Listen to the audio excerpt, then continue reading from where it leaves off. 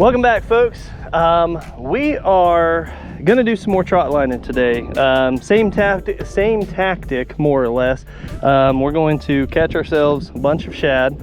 So right now, first things first, I'm looking for shad. I've got to find them. Once I find them, we'll pull them in by the bucket load and we'll be ready to rig up trot lines. However, I have made some modifications to my trot line setup and we should yield some better results this time around. I'll show you folks in a few moments how I've got it set up. I've made some minor adjustments that will really improve your trot lining experience. So if you're looking for tips on some trot lines, just stand by. I am seeing a ton of fish everywhere.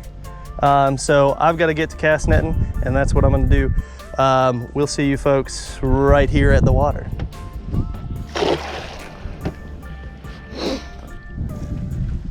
We're in 8 feet of water. All right. Where my shad at? All right, well, all right. That's a good start. That's a good start. We've got 2, 3 in there. Oh, come on, guy. I guess we had a 4th one. Whoop, whoop. No, no, no, no. No, no, little shad. Come on, I'm trying to prolong your life. All right, get in that water.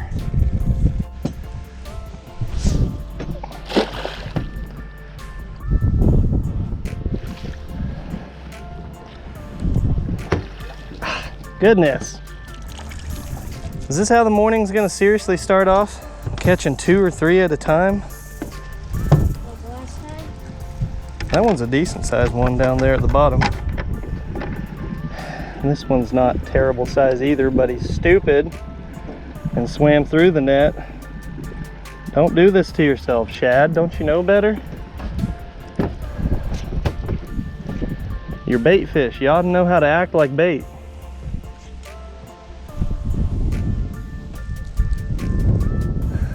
We're not really into a ton of them. Well, just passed by a bunch. They're down lower, like 3 or 4 foot below the surface. They're not really up at the surface just yet this morning.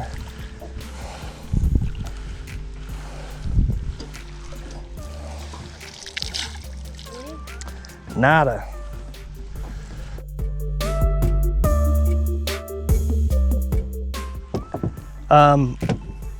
If you're cast netting from a boat's deck, a lot of people like to use 6-foot cast nets, which is fine and all, but honestly, I prefer and like a 3-foot cast net. It's just a little bit more manageable in a smaller vessel. Now, if you got plenty of space and you want to wrangle and handle a 6-foot cast net, that's fine. Plus, the 6-foot cast net, it does give you a larger chance of getting more. Like basically I got to be right on top of the shad to pull in a pretty good haul. So if you're having difficulty finding shad or bait fish in general and you're not like great at locating them, then a 6-foot is going to, pardon the pun, but allow you to cast a wider net and catch them. So that's helpful, especially if you don't have a fish finder. A fish finder is a super useful tool. And right now I'm just trying to, once I locate them, once I find them, I should be able to pull in some pretty good loads. You just have to, like, it's best if they're around the surface. They're being chased by predator fish. So if you look out on the water and you see a bunch of fish busting at the top of the water, odds are they're chasing shad. And if they're chasing shad, that's what we're gonna be doing. We're gonna follow them and see. So I just gotta find them. Come out, wherever you are. See, I see fish jumping over there. You can see them hitting the top of the water. And I'm not really seeing a big school of shad. And we've been pulling them in like 1 and 2 at a time, 2 and 3 at a time. Nothing to write home about. All I really need is like 2 good cast net fulls of shad and we're good on bait. So just got to find them first. And I haven't been able to decide if they're going to be in shallower waters or deeper waters today. I mean, something is causing the catfish and the gar to hit the top of the water over in this area. So once I can find that something, hopefully it's shad, honestly. We're out here in the calm water outside of the wind, but I don't know if that's the move.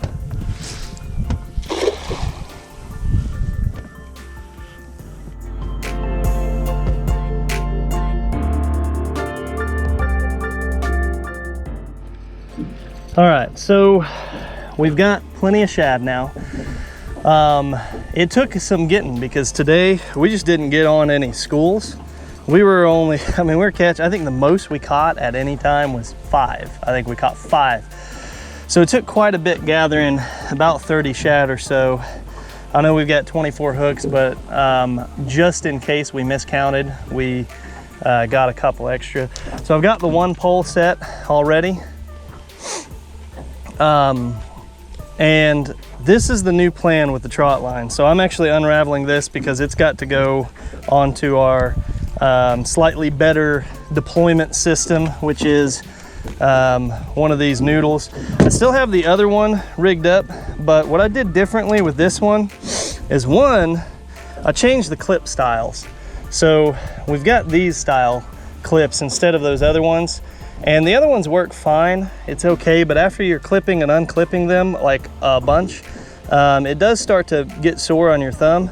And it's not as big of a deal right now, but going into hunting season, it's going to be a big deal because it's going to be colder. And so when you're cold and your hands are all wet, and you're wet and cold, it's going to be completely uncomfortable and darn right miserable to be dealing with those tiny clips. So these bigger clips ought to help us out a little bit whenever it comes to the ergonomics of the setup.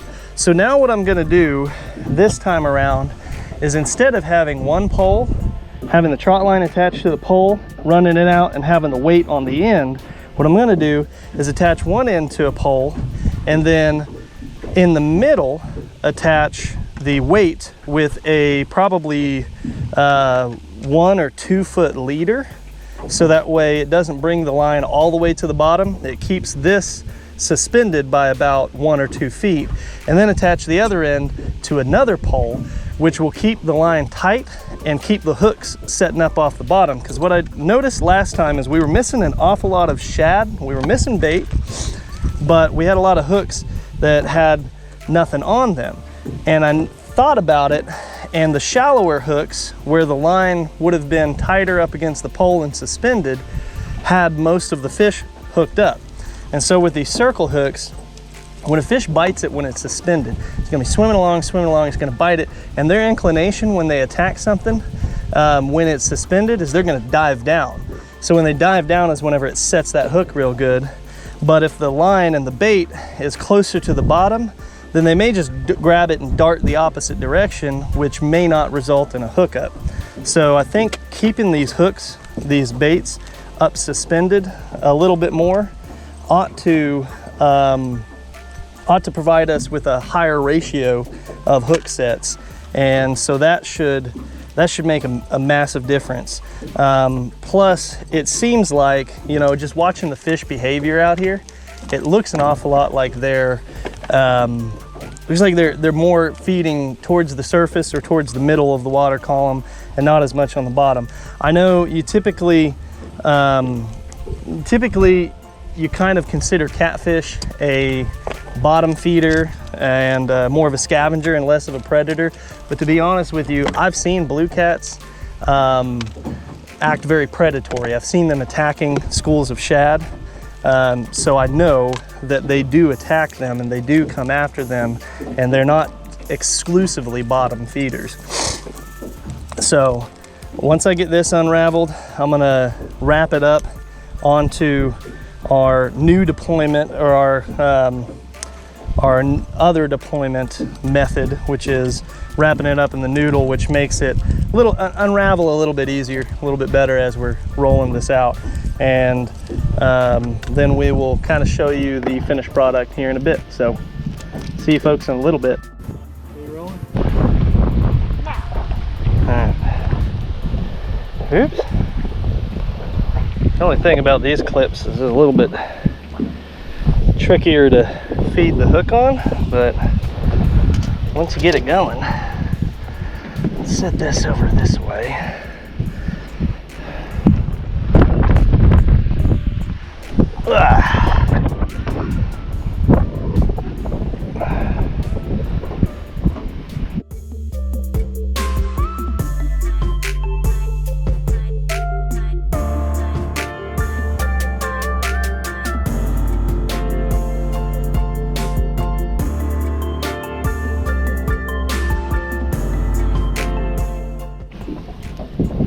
All right, so after this shad, I've got them split up so that way halfway in between, or halfway down the line, we'll be setting up a weight. So next, we're gonna place our weight in the middle, and I'm just putting it on one of these clips, but as you can see on my little concrete weight here, I have about 2 feet of leader line, so that will let the hooks remain suspended about 2 feet off of the bottom. So that should result in better hookups. But oh man, something just hit the line. I don't know if it got it. I didn't get it, but I felt that. Felt a good bump. Hope we're not missing a shad. So I'm trying to have this laid out in about 4 to 5 feet of water or so. That way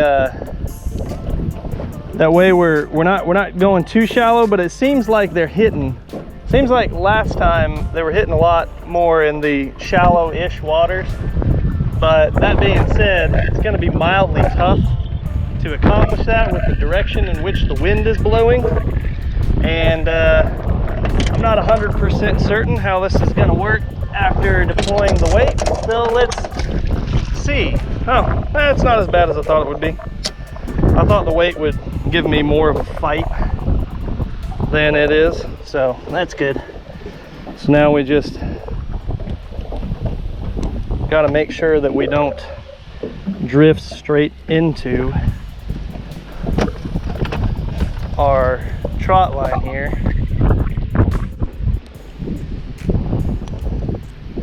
All right, you folks get the idea. We'll see you here in a moment whenever we're deploying that last pole.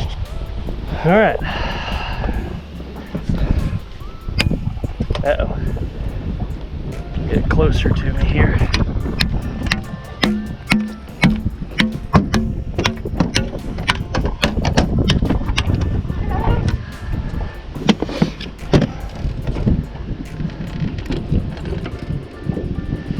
This would be a lot better if I had my hammer.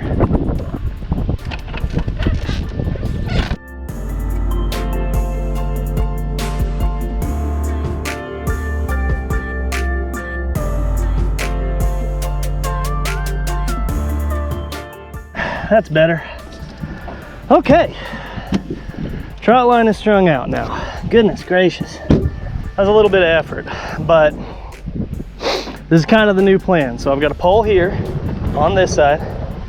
So pole there, strung out, 24 hooks. We got 12 and then a weight on a 2-foot leader, and then 12 hooks on the other side. So dead center in the middle is that weight.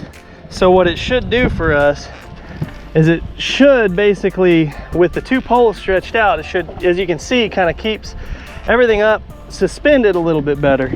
So since everything is suspended, we'll have hopefully better hookup rates because they'll bite it and go down. I got to get us up off of the shore because we're about to get blown right into the we're gonna run aground basically. So I'm gonna fire up that big motor, get us out of here. We're gonna go check trail cams.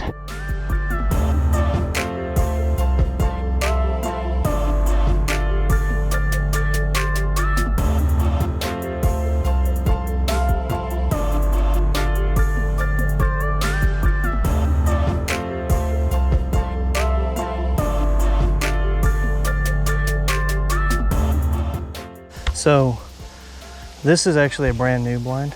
I just got it because I only have, I have one blind that's just like this that I really like. I had another blind that I don't like very much, so I decided to replace it. This is a Rhino R150. Not sponsored by them in any way, fashion, or form, but it's a really good blind. It's super affordable. This is a 3-person blind, but more realistically, it's like a 2-person blind.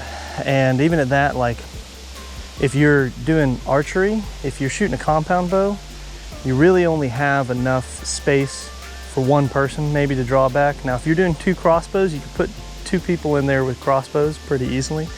But when you set up your blind, first things first, you want to set it up and give it a little bit of time so that way the critters coming through here aren't going to be too suspicious of it.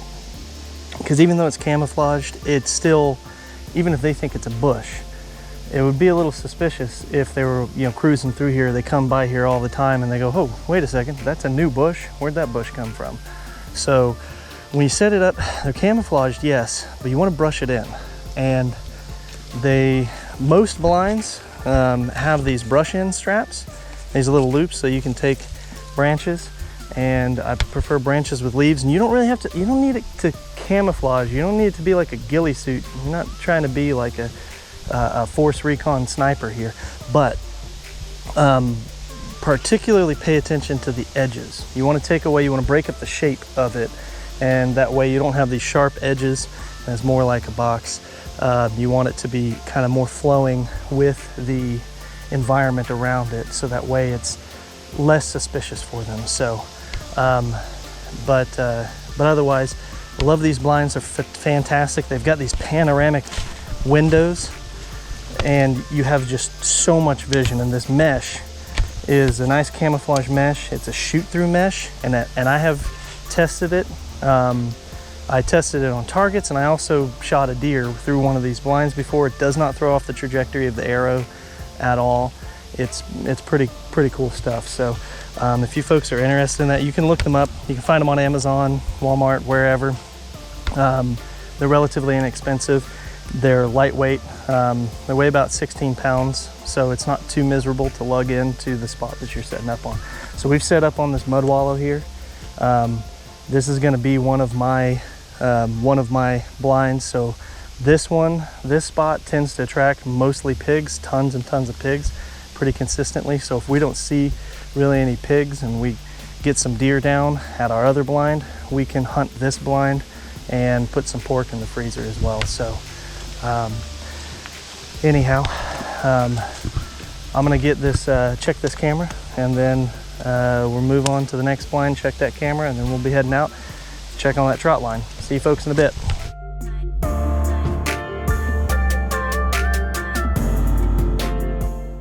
All right. Oh, I can feel something on the line, except I need to get this line.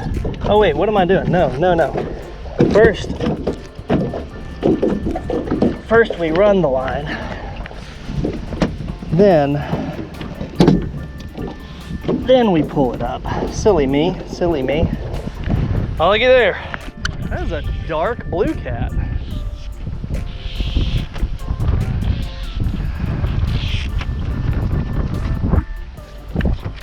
Oh, another catfish. Yeah, 3 catfish. I mean 2 catfish. Oh, I see a 3rd one over there. All right, I'm gonna get pliers handy.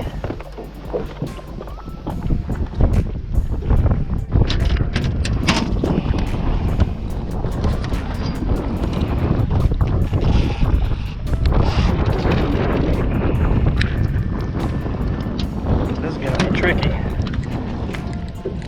this all by myself. All right, you want to sling that open real quick?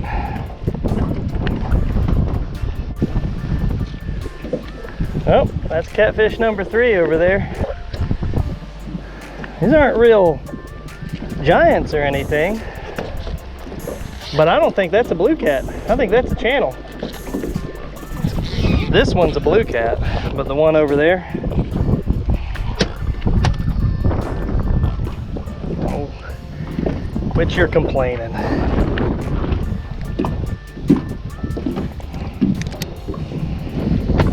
Yeah, this is a channel cat.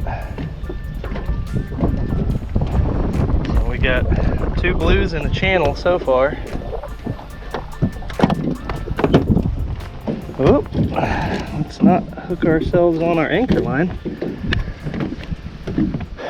Oh, look at this. Look at that chunk taken out of this shed.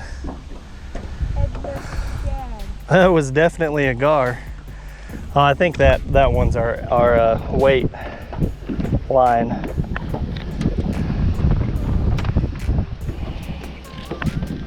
Yeah, that's our weight line.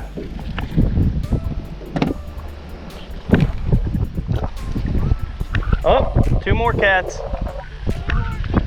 A blue cat and a channel cat.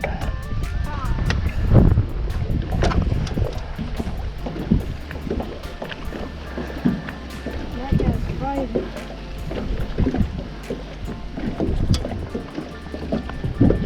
It looks like that might be it.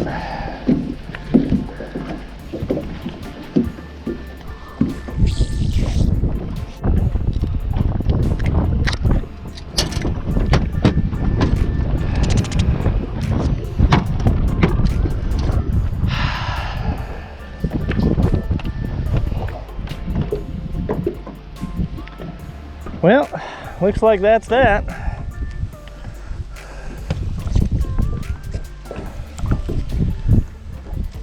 But I mean, we only put the we put the line out like 2.5 hours ago or so. So I like those odds. That's not bad. That's not bad at all.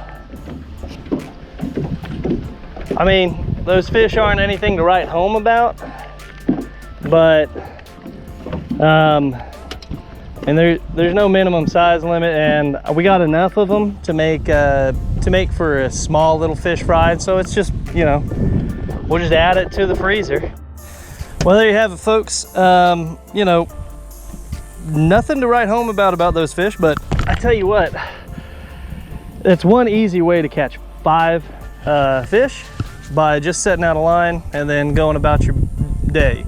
So if you're in a situation where you're thinking to yourself, hey, I'd like to catch a bunch of fish, but I don't really have time to tend to rod and reel, that's not a bad method, bad option, especially if you have a boat. That would be quite cumbersome to deal with on a kayak. I've seen people do it, but that's a bit much, and you can't really do it much from shore. Hunting season's looking real good, and what we're gonna do, honestly, is we're gonna end up setting out trot lines and stuff, probably set up 1 or 2 trot lines while we're out hunting, and that will be easy because we'll be out, if we're camping for like a week, then we don't have to roll it up every single time. So that's another option. You know, if you're out camping somewhere, you go set it out. As long as you tend to it every 24 hours, then you just have to pull it up, pull the fish off, put some new bait on, and let it sit out for another day, and you can really pull in the fish. All right, well, don't forget to hit the thumbs up button if you like this video. Please subscribe so you don't miss any more videos, and hit that notification bell. Leave comments if there's anything that you would like to see in the future. And until the next time, we will catch you all on the next fishing adventure.